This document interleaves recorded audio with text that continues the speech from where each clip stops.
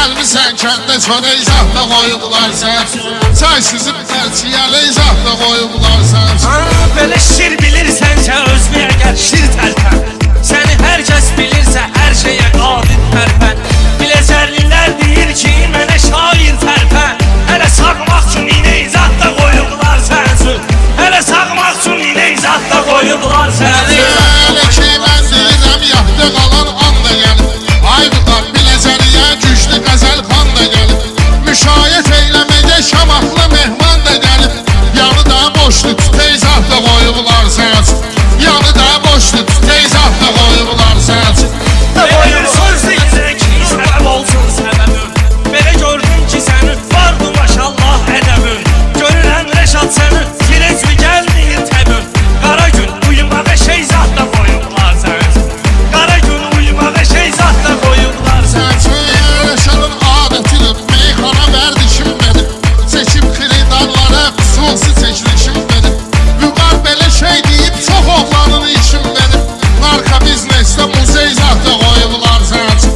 Narka biznesdə muzey zahda qoyublar sənsin. Səni mən düşürmüşəm bala üzü parkasan.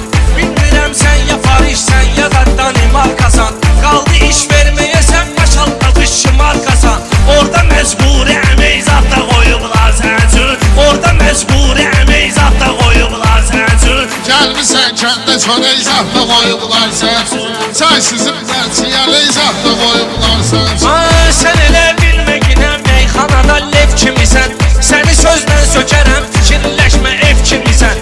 Ay Rəşad meyxanada Mirzə Babayev kimisən. Çöldə rezin kəfəni zahda qoyublar sənsin. Çöldə rezin kəfəni zahda qoyublar sənsin. Aynolar meyxanamız reski gəlibdir qaxara. Ay Fərid icazə ver mən girəm repertuara. Gör zaurdan ne kesi bilərsə yiyərsən rahara.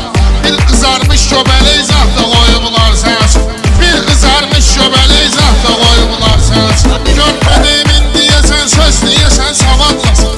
Giydirmə söhbətindir gəlmişsən istedadlasın. Ay bunlar Biləcəridir rahat dinən Rəşadlasın. İdmançı enli kürək zahda qoyublar sənsin. İdmançı enli kürək zahda qoyublar sənsin. Söz bilən meyxana aləmdə bilir irad səni.